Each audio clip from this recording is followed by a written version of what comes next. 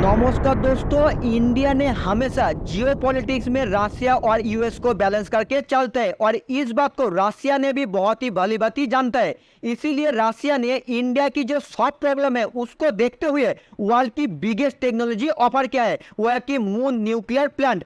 2023 में रशिया और चाइना ने पहली बार मून के अंदर न्यूक्लियर प्लांट स्थापित करके न्यू एनर्जी रिसोर्स इंडस्ट्री बनाना चाहता था। पर रिसेंटली रशिया ने चाइना और इंडिया के साथ मिलकर मून के अंदर माइग्रेनिंग करना चाहते हैं, क्योंकि कुछ ही दिन पहले नासा ने रिपोर्ट पेश किया है कि मून के अंदर बहुत ही रेयर अर्थ मेटल एंड बहुत ही वैल्यूएबल मेटल हेवी मात्रा में है। जैसा आपने देख सकते हैं, sodium, yttrium, tritium, helium 3, lithium, tantalum, niobium, silicon, मतलब बहुत ही रेयर अर्थ मेटल हेवी मात्रा में है।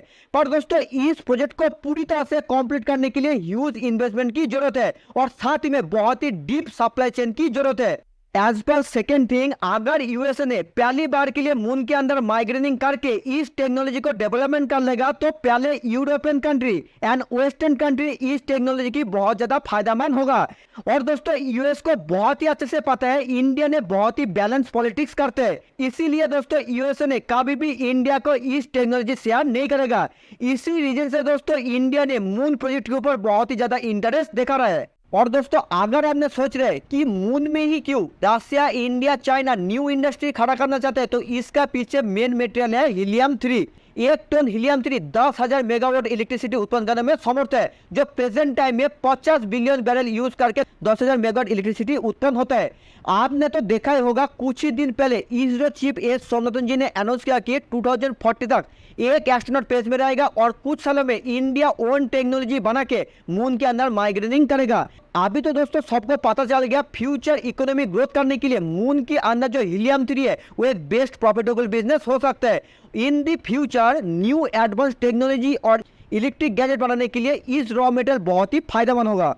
और अगर दोस्तों आपने सोच रहे कि मून के अंदर माइग्रेनिंग करना बहुत ही इजी होगा, तो आपने बहुत ही गलत सोच रहे, क्योंकि मून की जो वेदर है वो -170 से -200 डिग्री तक हो जाते हैं और जो मून की सॉइल है उसकी टेम्परेचर 1300 से 1400 डिग्री सेल्सियस तक हो जाता है। उनके अंदर ऐसा बहुत सारा छोटा छोटा पोल्स है जिसमें आज तक कभी सनलाइट गिरा ही नहीं। उस स्थान में भी दोस्तों रशिया ने माइग्रेनिंग करना चाहता है।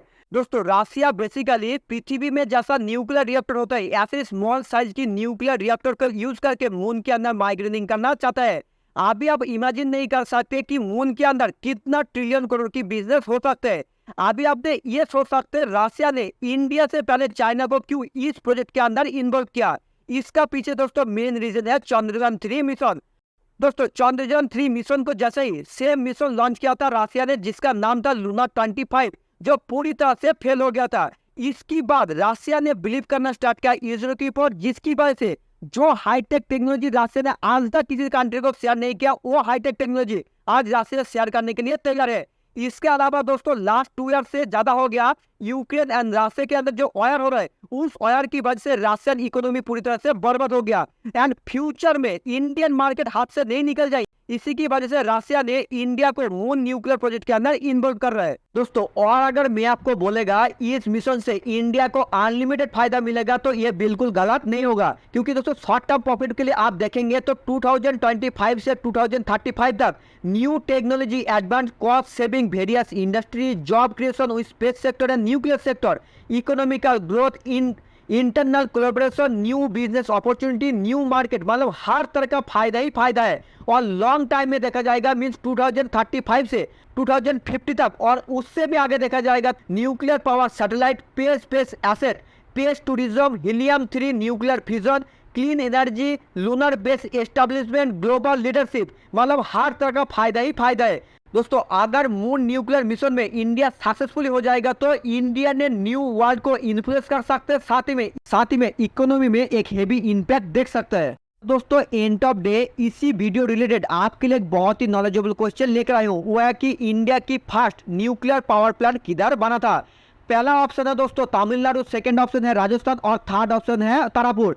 अगर दोस्तों ये आंसर आपको पता है तो आपने कमेंट करके बोलिए, और साथ ही में डेली ऐसे न्यू नॉलेजेबल और इन्फॉर्मेटिव वीडियो मिलते रहने के लिए नीचे रेड बटन दबा के इस चैनल को सब्सक्राइब करके रखिए, और वीडियो को लास्ट तक देखने के लिए, हमारे साथ जुड़े रहने के लिए और दोस्तों को शेयर करने के लिए आपको प्रेम पूर्वक बहुत बहुत धन्यवाद।